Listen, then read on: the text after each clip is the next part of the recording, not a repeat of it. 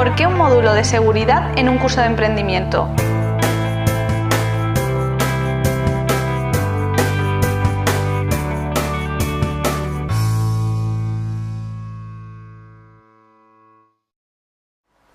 ¿Por qué un módulo de seguridad en un curso de emprendimiento? Todos sabemos que es importante el tema de la seguridad, proteger nuestros ordenadores. ¿Qué más debemos saber?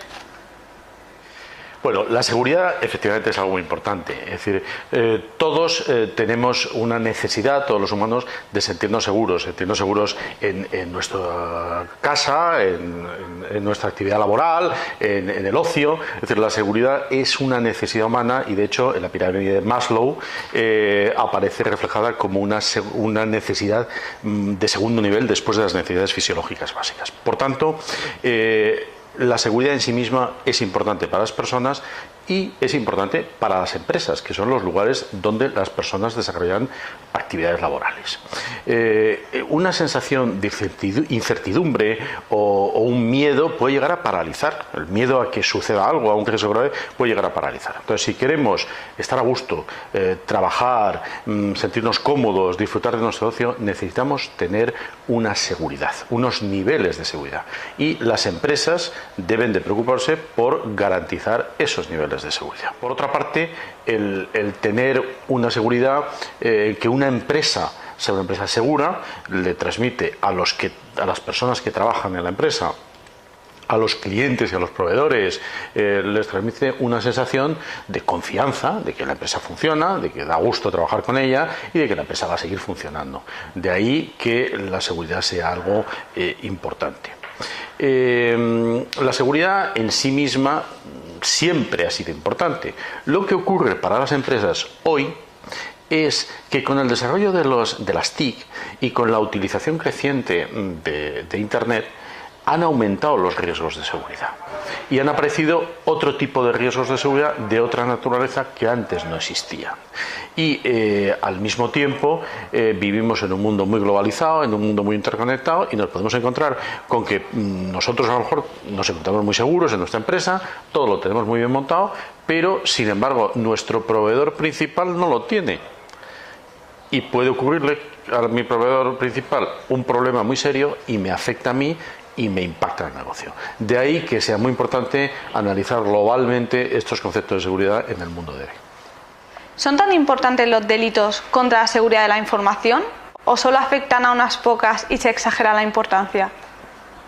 Bueno, cualquier persona que siga un poco los problemas de la seguridad y de la seguridad de la información y que le interesen estos temas, pues puede recordar hechos que han sido significativos. Por ejemplo, en el año 2007, Estonia, un país, se encontró con que tuvo un ataque en sus sistemas informáticos y durante 24 horas estuvo casi paralizados los sistemas informáticos de la administración estona, ¿no?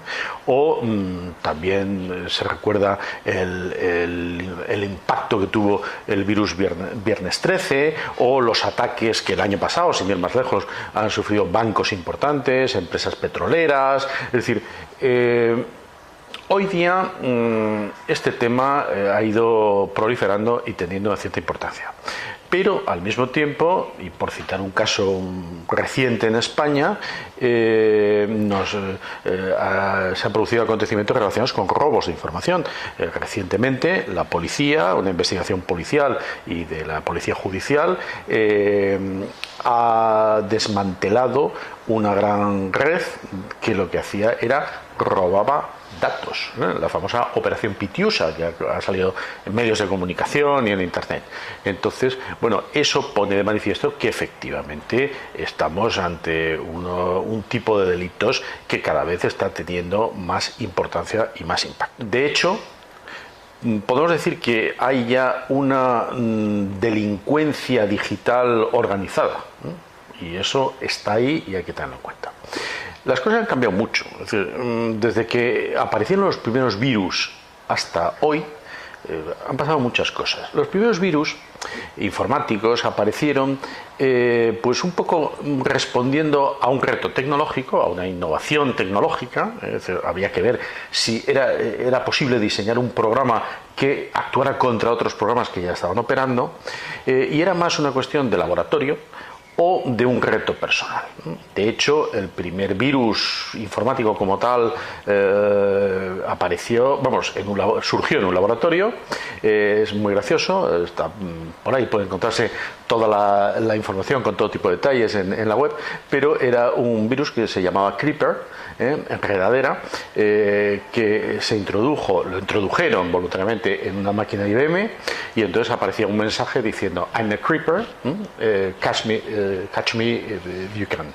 Entonces, soy una enredadera, cógeme si puedes, ¿no?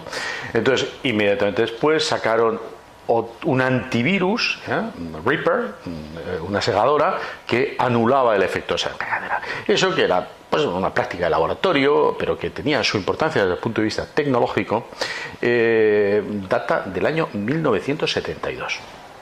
Ahora sería ya unos años más tarde, en 1982, cuando un adolescente muy enganchado con las consolas y con los juegos, fue el que introdujo el primer virus para actuar sobre los juegos, ¿no? Ese primer virus fue realmente calificado como el primer virus informático de la historia. Entonces, durante un cierto tiempo, hackers, expertos informáticos siguieron desarrollando algunos virus y tal, pues un poco en parte como reto personal, como decía antes, o porque tecnológicamente les interesaba. Hasta que llegó un momento en que la delincuencia se dio cuenta que había un filón de ganar dinero robando identidades, robando información, suplantando identidades, y entonces ya empiezan a aparecer determinados códigos maliciosos mucho más sofisticados, los troyanos, los gusanos, etcétera, y ya se empieza a convertir el delito informático en un verdadero delito, y empiezan a reaccionar también las empresas, las instituciones, los gobiernos. Como consecuencia de esa generación del delito es cuando se produce al mismo tiempo también ese aumento en los niveles de protección, ese aumento en los niveles de sensibilización y ese aumento de conciencia de que hay que tener planes de contingencia de negocio por si a un proveedor, a un cliente, a alguien que no eres tú, le pasa algo, y tú debes de reaccionar inmediatamente para que no quede afectado tu actividad económica y tu negocio. En definitiva, la evolución de los virus, del malware, todo este tipo de cosas es un tema apasionante y muy divertido, pero muy serio, pero yo creo que tenemos una oportunidad en que una persona muy experta en estos temas, que los ha vivido, que profesionalmente lleva muchos años dedicado a estas cosas y que trabaja en una empresa que nació como un proyecto emprendedor en España y que hoy es una empresa con un liderazgo indiscutible en el mundo de la seguridad informática, nos cuente. Tenemos con nosotros a un responsable de Panda.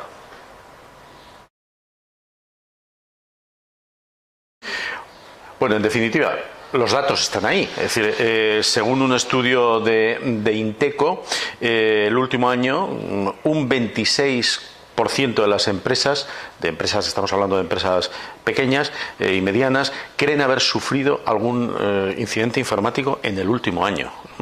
Un 26%. Habrá muchas que lo han sufrido y no son conscientes. Una de cada tres ha tenido que hacer frente a algún problema en que se ha visto afectado su negocio como consecuencia de una incidencia de esta naturaleza, ¿no?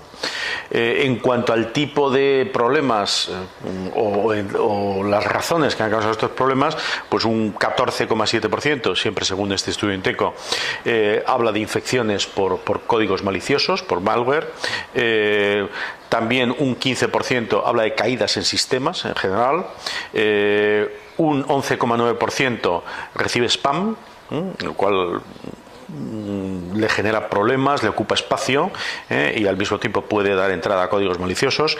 Y, ojo, un 7% reconoce haber perdido o que le han robado el terminal móvil. Los móviles llevan también mucha información. ¿Ante qué debemos proteger nuestra empresa? Bueno, es una buena pregunta. Pero yo añadiría otra pregunta más, además. ¿Ante qué debemos de proteger la empresa y qué nivel de protección debemos de tener? Son dos cuestiones que vienen muy ligadas. ¿Ante qué debemos de proteger la empresa? Debemos de proteger la empresa y darle seguridad en lo que es seguridad física. Debemos de dar seguridad a la información y también tenemos que tener, como ya he dicho antes, un plan de contingencias de posibles impactos que nos vengan desde terceros. Bueno, la seguridad física en principio es lo más sencillo, más que lo más sencillo, digamos, lo menos complejo.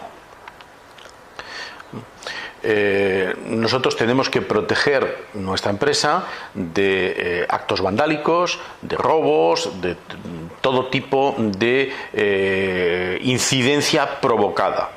Y al mismo tiempo tenemos que proteger la empresa de cualquier accidente que se produzca como consecuencia de un fenómeno natural, pues, un rayo,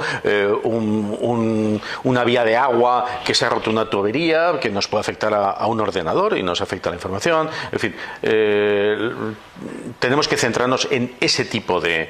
que entre alguien en nuestra empresa, alguien no autorizado, etcétera. Más complejo es la seguridad de la información. Es decir, ¿qué debemos de proteger? ¿Ante qué debemos de protegernos? Nosotros en la empresa tenemos que proteger la información que tiene la empresa por su propia operativa, es decir, la información de los procesos de la empresa, la estrategia de la empresa, la información comercial, la información financiera, la información sobre empleados, es decir, todo ese tipo de información que maneja una empresa debemos de protegerla. Y al mismo tiempo debemos de proteger aquella información que los clientes nos han dado en custodia. Es decir, los datos de clientes, las cuentas bancarias de clientes, las direcciones privadas de clientes, de proveedores, de empleados. Es decir, todo ese tipo de información tenemos obligación de protegerla. ¿Y qué grado de protección tenemos que aplicar? Es decir, ¿cuál debe ser el nivel de protección que debemos de tener? Bueno, lo primero que tenemos que tener claro es una cosa. La seguridad 100% no existe. O sea, no podemos decir esto nunca va a pasar. Todos sabemos que podemos decir que bueno, es muy difícil que pase, hay una posibilidad remota que ocurra, pero la seguridad 100% no existe. Por tanto, la seguridad nunca va a ser plena. La seguridad hay que vincularlo a algo como es la percepción de la seguridad.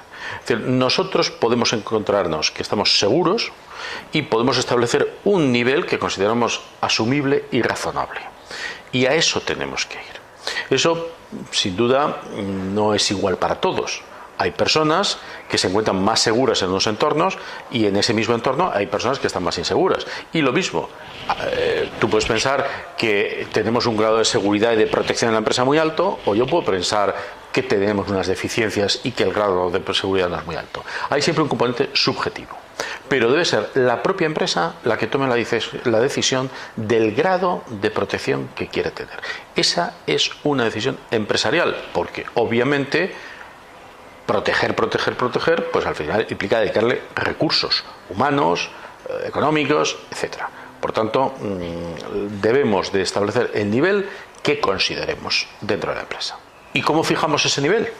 Bueno, pues unas veces ese nivel nos viene fijado por normas legales. Es decir, hay normas legales que establecen como obligatorio un nivel de protección contra incendios en las empresas donde trabajan personas. Por tanto, hay muchas veces que hay una normativa legal en materia de seguridad y higiene del trabajo y en materia de protección ante incendios que obliga a cumplir unos niveles de seguridad mínimos.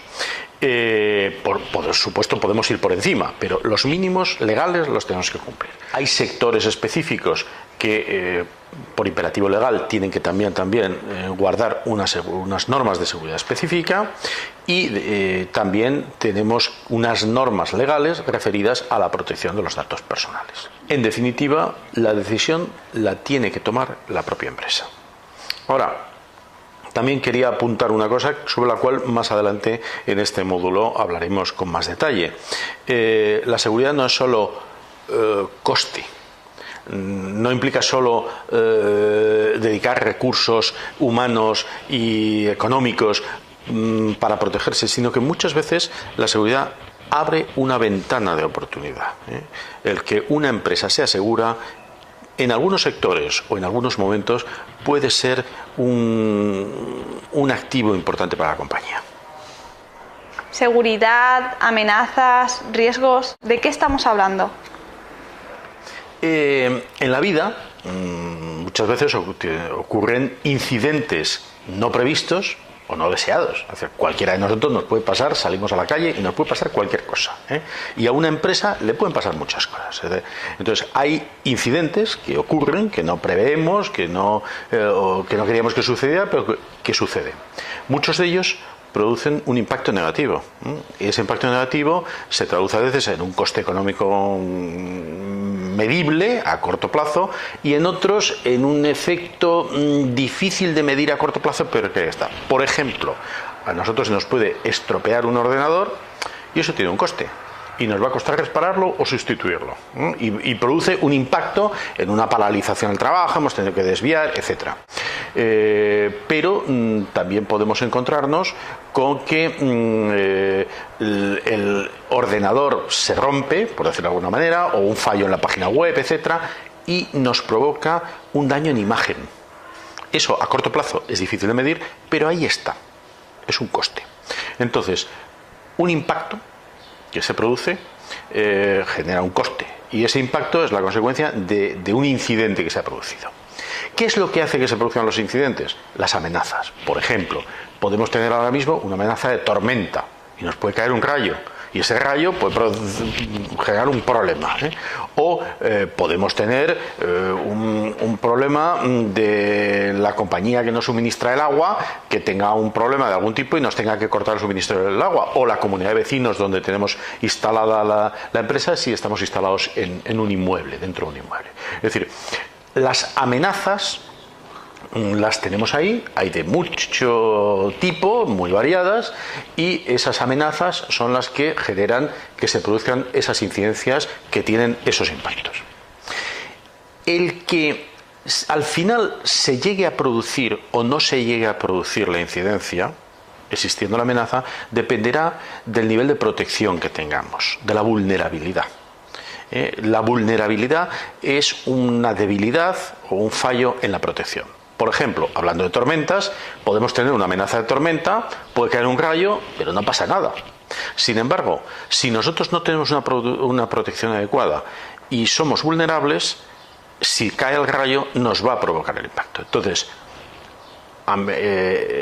incidencias, impactos, amenazas, vulnerabilidades, son conceptos que van muy unidos, pero que hay que tener claros y distinguirlos. ¿Qué es un riesgo? Un riesgo es la posibilidad de que se materialice una amenaza provocando un incidente que tiene un impacto negativo sobre la empresa debido a que teníamos una vulnerabilidad, es decir, no estábamos lo suficientemente protegidos. De ahí que cuando hablamos de seguridad tenemos que analizar las vulnerabilidades que tenemos frente a las amenazas que hay y valorar los riesgos que tenemos. El análisis de riesgos va a ir unido a esos análisis de amenazas y de vulnerabilidades. ¿Y cuáles son las principales amenazas que pueden afectar a una empresa? Bien, las amenazas en general pueden ser, como ya hemos dicho, accidentales o provocadas. Esa es la primera distinción importante que siempre hay que tenerla clara. ¿Y cuáles son las amenazas que pueden afectar a una empresa? Pues son aquellas amenazas que pueden afectar a la seguridad física, a la seguridad de la información y a la continuidad del negocio.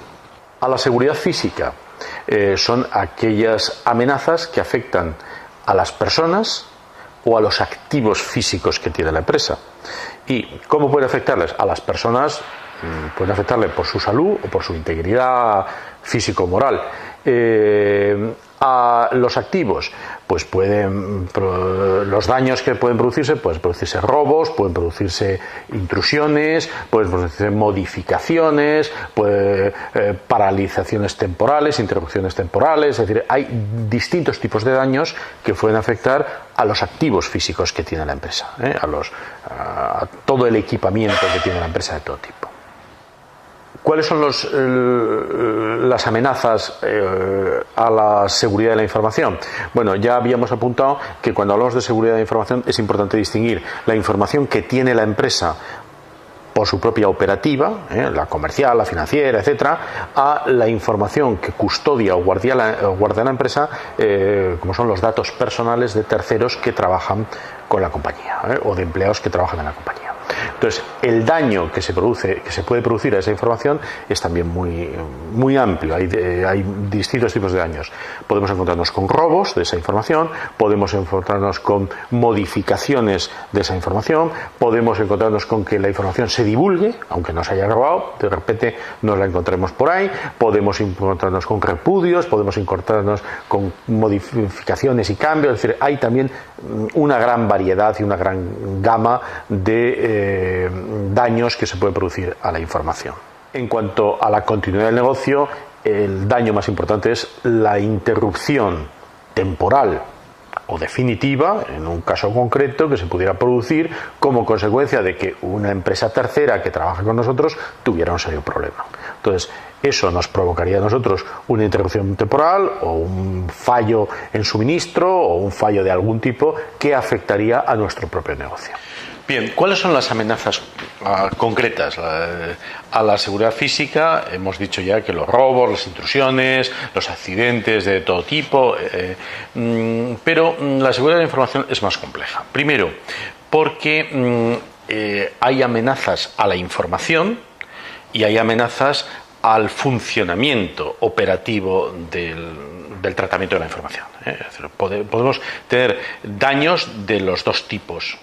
Las amenazas o los daños directos a la información serían los robos de información, las modificaciones de información, la divulgación, pero podemos encontrarnos también con daños a los funcionamientos, a la programación, a los códigos de acceso, es decir, daños que nos afectan a toda la manera en que se gestiona la información en la compañía.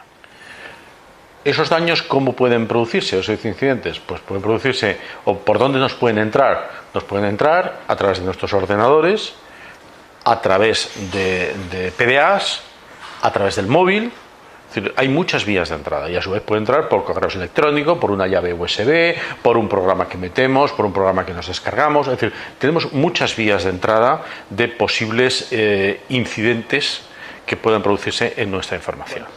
Cuando hablamos de códigos maliciosos podemos hacer una distinción entre lo que son los virus, los que son los gusanos y los troyanos, que son los más conocidos. Los virus son códigos maliciosos que actúan a través de programas ejecutables.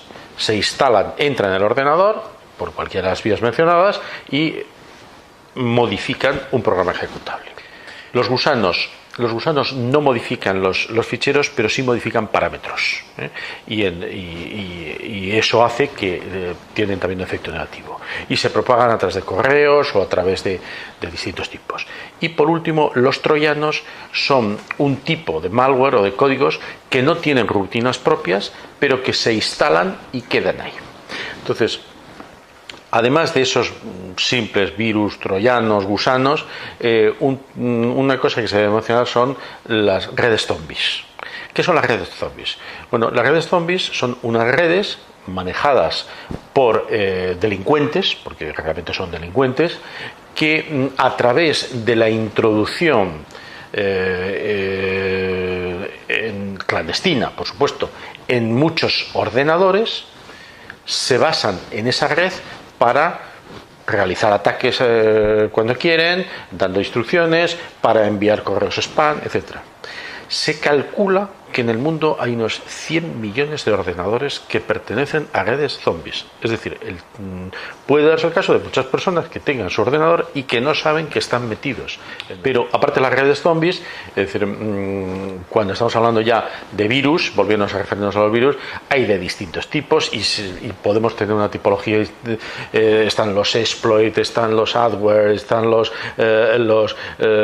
descargadores, los modificadores de contraseñas. Es decir, hay una gran variedad de virus, hay una información muy completa y los expertos fabrican antivirus y actúan para contrarrestar el efecto pernicioso que unos y otros pueden producir.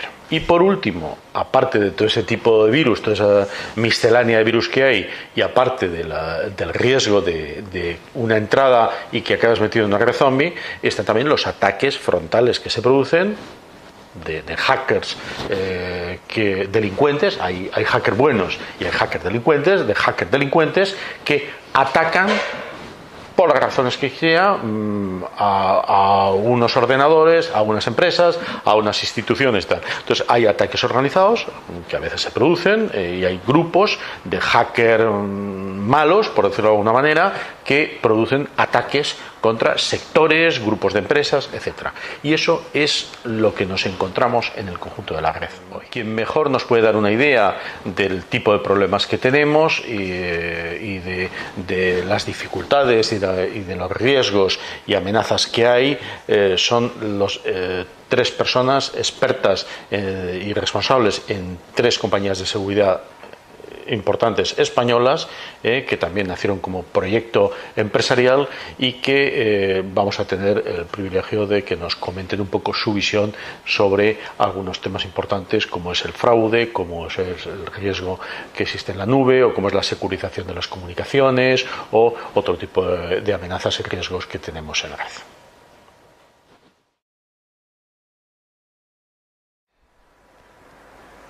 ¿Qué debe hacer un emprendedor en materia de seguridad? ¿Qué medidas preventivas debe adoptar? Bien, lo primero que debe hacer una persona que quiere lanzar una empresa o una empresa que ya está en funcionamiento es hacer una evaluación de los riesgos. Es el primer paso y es el más importante, es un paso básico.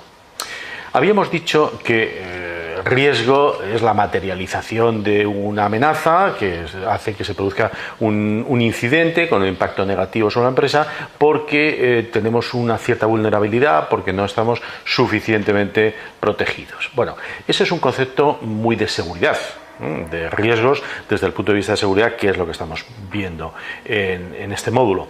Pero hay que mencionar también que cuando hablamos de riesgos en una empresa y cuando en la calle se habla de riesgos, también se habla de riesgos comerciales, de riesgos laborales. Es decir, el concepto de riesgo en general es un concepto muy amplio.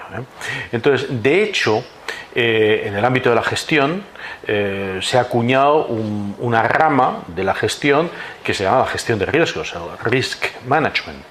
Entonces, la gestión de riesgos se ocupa precisamente de que la empresa identifique todos los riesgos, haga un mapa general de riesgos de la compañía y establezca unas políticas para reducirlos.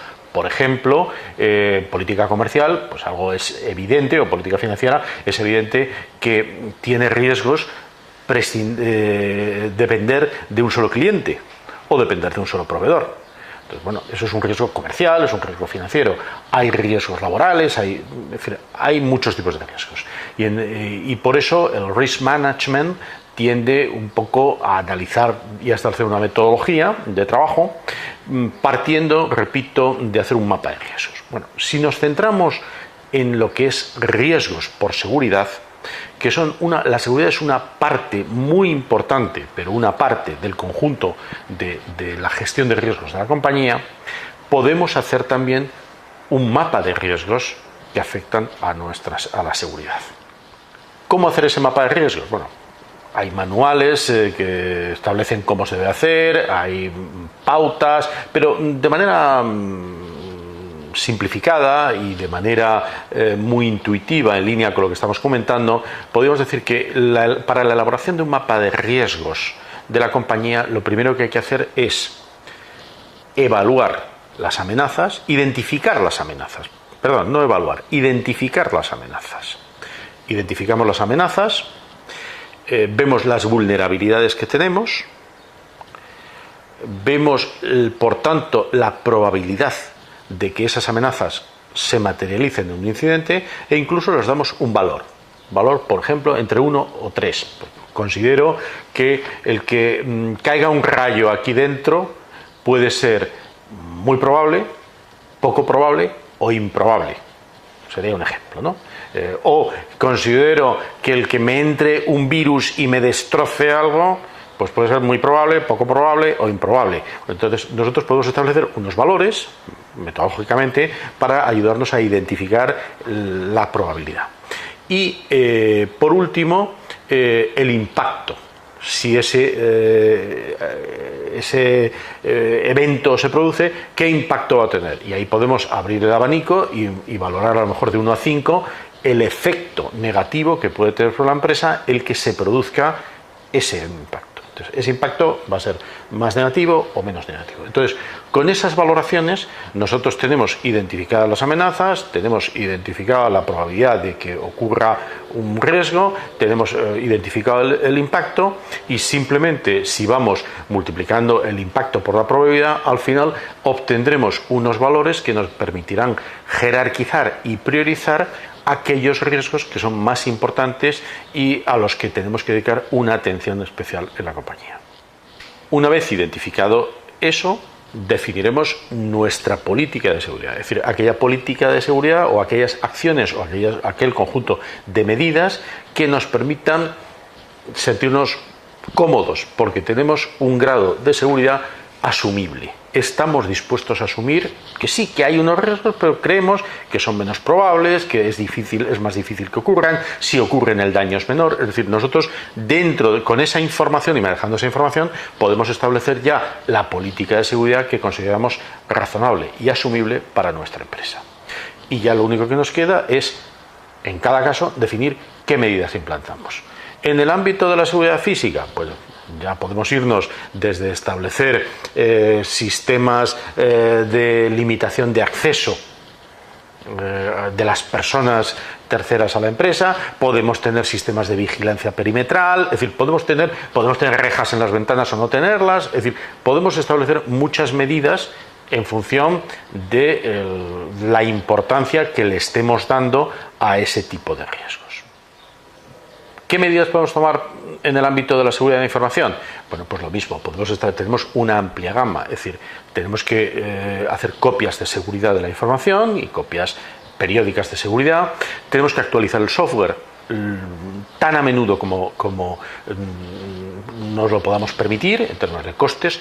¿Por qué el software? Porque los propios fabricantes de software, cuando descubren vulnerabilidades en los programas, lo que hacen es una actualización corrigiendo esas vulnerabilidades. Entonces, en la medida en que nosotros vayamos actualizando el software, vamos eliminando vulnerabilidades que han sido detectadas, ¿eh? Entonces, es importante actualizar el software. Tenemos también que tener herramientas de protección. Y ahí tenemos una gama amplísima, es decir, desde tener antivirus, firewall, ese tipo de herramientas, a tener nuestro propio CERT, nuestro propio centro de respuesta inmediata ante un ataque. Las grandes empresas tienen sus centros de respuesta inmediata, entonces tienen unos sistemas de sondas que tienen parametrizados unos comportamientos, y cuando ven que hay un comportamiento anormal, se detectan unas alarmas porque por ahí puede estar pasando algo. Es decir, una pequeña empresa eso no lo hace, pero repito, tenemos una amplia gama de herramientas para protegernos, ¿no? Podemos securizar las comunicaciones también, podemos hacer auditorías periódicas de seguridad, y luego algo muy importante, más que debemos tener unos protocolos o unas normas o unas reglas escritas que deben de cumplir los empleados en materia de seguridad. Cosas que se deben de hacer y cosas que no se deben de hacer. Entonces, todo ese tipo de medidas son medidas preventivas que lo que nos hacen es ayudar a proteger nuestra compañía con el grado de protección que, repito, queramos establecer. En relación con la continuidad del negocio, para garantizar la continuidad del negocio ante un posible impacto, ¿qué es lo que tenemos que hacer? Bueno, primero tenemos que identificar nuestras vulnerabilidades, aquellos puntos en los que somos más sensibles. Por ejemplo, si nosotros utilizamos la web para la operativa comercial, y es importante, tenemos que saber que la web la tenemos alojada en un host y tenemos que saber que somos vulnerables ahí. Entonces, hay que ver los puntos donde somos más vulnerables y al mismo tiempo también es recomendable saber qué seguridad tienen las empresas con las cuales estamos trabajando, porque ahí precisamente es donde vamos a tener los posibles focos de problema. Junto a esa definición de los puntos de vulnerabilidad, tenemos también que definir unos ciertos umbrales, es decir, aquellos niveles que nosotros consideramos alarmantes, que nos hacen saltar las alarmas para reaccionar. Es decir, cuando tengamos un problema de un determinado tipo, hay que movilizarse y hay que poner en marcha un plan de acción de respuesta. No esperar que siga transcurriendo el tiempo. Entonces, esos umbrales, esos límites, pues cuando nos afecta, si hay un problema que afecta muy poco o a muy poquitos clientes, pongamos por caso, el operador logístico ha tenido un problema. Bueno, pero si eso nos afecta a 3 clientes, oye, le llamamos por teléfono. Pero si el operador logístico ha tenido un problema y eso nos afecta a 60 clientes, no debemos ya solo de llamar por teléfono, tenemos que tomar otro tipo de medidas. Es decir, mejor dicho, tenemos que tener previsto que eso pudiera suceder y tener previsto que hay que reaccionar. Esos son los umbrales. Los umbrales es el nivel a partir del cual hay que reaccionar. Y luego tener también montado dentro de la compañía un esquema en que haya un responsable de crisis. Si surge una crisis, alguien tiene que tomar las riendas y tomar decisiones. Entonces, no podemos decir, oye, ¿y qué hacemos? ¿Y cómo? Oye, ¿y tú? ¿Te encargas tú o me encargo yo? No, hay que tener muy claramente definido a priori que si hay un problema, alguien tiene que actuar. Y ese es el responsable. Y lo hará mejor, lo hará peor, pero ese es el responsable. Entonces, todo ese tipo de medidas son muy importantes. ¿Y esta protección debe ser igual para todo tipo de empresas, independientemente del sector? Vamos a ver. El tamaño de la empresa y la actividad que desarrolla la empresa nos va a marcar o nos va a condicionar el que establecemos una determinada política de seguridad u otra. Entonces, en términos generales, todas las empresas tienen que tener esto en cuenta, pero dependiendo de su tamaño y del sector de actividad.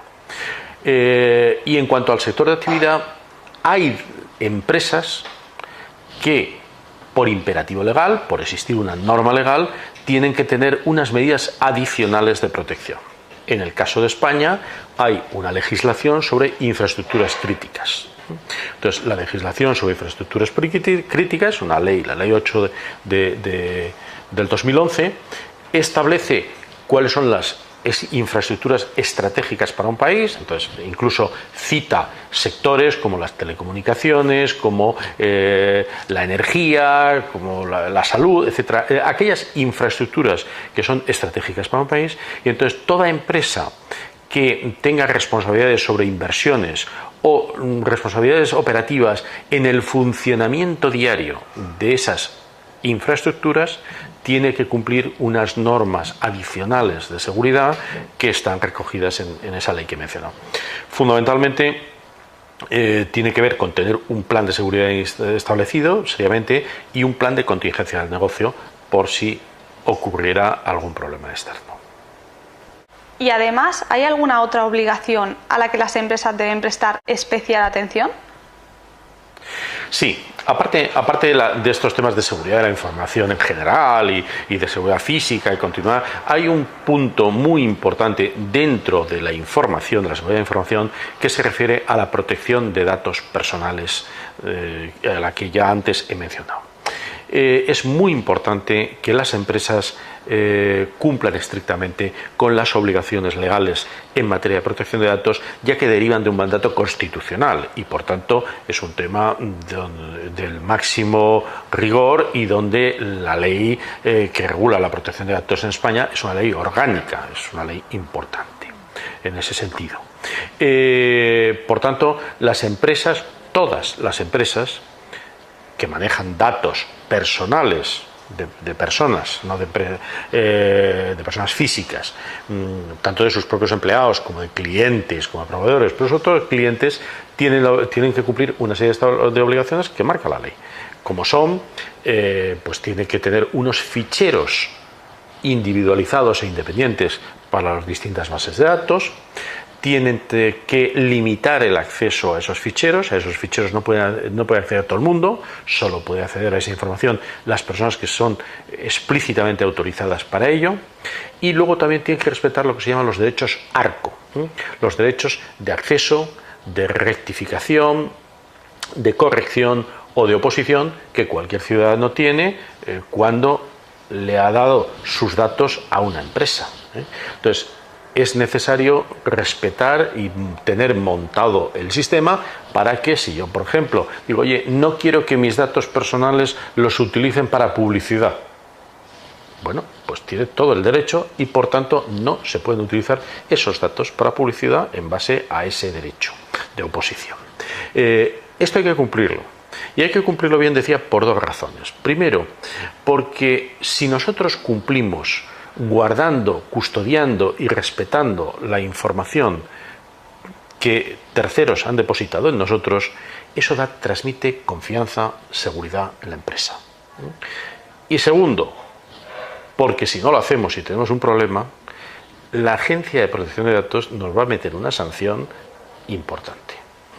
Por tanto, los dos motivos, sobre todo el primero, pero tampoco es despreciable, el segundo, nos hace que tenemos que cumplir estrictamente con las obligaciones de protección de datos. Bueno, ¿y cómo se organiza la seguridad en una empresa? ¿Debe haber un encargado dentro de la empresa o debe ocuparse alguien externo? Vamos a ver, decía antes que dependerá el tamaño de las empresas y dependerá el sector de actividad a la hora de definir una política de seguridad. Pero lo que sí es importante es que en una empresa tiene que haber un responsable de los temas de seguridad. Porque, como ya hemos dicho, la seguridad 100% no existe, no es algo automático, no es algo que se pueda comprar ni vender, sino que hay que tomar unas decisiones empresariales del nivel de seguridad que quiero tener. Y eso hay que gestionarlo. Y hay que gestionar esos riesgos. Entonces, debe de haber una persona. Esa persona, ¿cómo hay que llamarla? ¿A quién? ¿Qué cualificación debe tener? Bueno, eso dependerá ya del tamaño de la empresa. Es decir, en una empresa de 3 o 4 personas, pues con que uno de ellos sea el responsable y se encargue de estos temas es suficiente. Y esa persona podrá apoyarse en consultores externos, en empresas externas, o formarse él mismo. Podrá hacerlo como crea más conveniente, pero él tiene que ser responsable. Es decir, lo que no podemos hacer es decir, no, mira, los temas de seguridad se lo encarga un tercero y yo me despreocupo. No, el responsable tiene que estar dentro de la empresa. Otra cosa es que para todo el tema operativo se apoyen terceros, pero tiene que haber un responsable dentro, tanto si la empresa tiene 4 empleados como si tiene 400. Eso es evidente. A la hora de apoyarse externamente, pues evidentemente hay empresas consultoras de seguridad, hay empresas especializadas en determinados ámbitos de la seguridad, y luego, dada la importancia que los temas de seguridad tienen cada vez, y sobre todo los temas de seguridad de información, la propia Administración española creó un instituto especializado en la seguridad, se llama Inteco,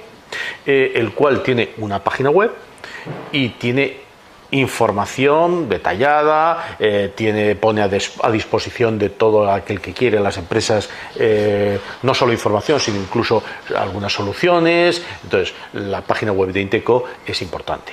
Pero quizás, ¿quién mejor que el director general de Inteco para contarnos y darnos una visión de qué hace Inteco y cómo las empresas pueden utilizar gratuitamente muchos servicios de Inteco y el sistema CERT de Inteco? ¿Cuál debe ser, por tanto, la actitud de una empresa en torno a la seguridad? Bueno, la actitud de una empresa ante la seguridad debe ser, en primer lugar, abierta. Es decir, ser consciente de que el tema está ahí, ser consciente de que hay problemas de seguridad, que es muy importante y que nos puede afectar al negocio y tirarnos un negocio, o que nos puede ayudar a posicionarnos mejor. O sea, la seguridad está ahí. Y con esa conciencia de la importancia que tiene el tema de seguridad, dimensionarlo adecuadamente. Es decir, no se trata de ser un obseso de la seguridad, no conduce a nada, ¿eh? Lo que se trata simplemente es saber que hay que tomar medidas de seguridad, que hay que tener un grado de seguridad. Ese es el primer paso que tiene que dar una empresa. Pero decía que también en algunos casos, dependiendo siempre del sector, obviamente, puede abrirse una ventana de oportunidad interesante. Es decir, el que una empresa consiga posicionarse en el mercado ante sus clientes como la empresa que da más seguridad a sus clientes, bueno, es un activo, ¿eh? Y nos va a servir para reforzar nuestra imagen de empresa y nos va a servir también para reforzarnos ante clientes, etcétera. Entonces, ¿cómo podemos hacer eso? En el caso de que una empresa quiera hacerlo, bueno, lo primero que hay que hacer es teniendo una buena seguridad. No podemos engañar. Nosotros podemos decir que somos muy buenos en seguridad si tenemos la seguridad montada. O sea, hay que tener montado un sistema de seguridad bueno. Y una vez montado ese sistema de seguridad, podemos ir más allá.